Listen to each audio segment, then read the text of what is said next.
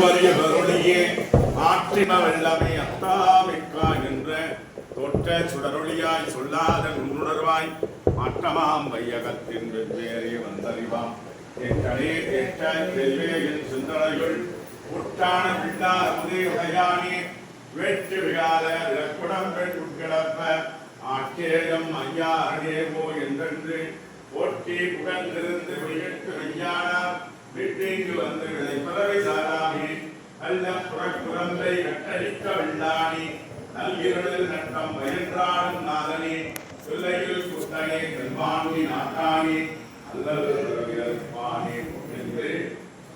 கரியானே சொல்லி திருவடிகள் சொல்லிய பாட்டின் பொருளுணர்ந்து சொல்லுவார் செல்வன் சிவபுரத்து உள்ளார் சிவனடிகள் எல்லோரும் எட்ட பணிந்து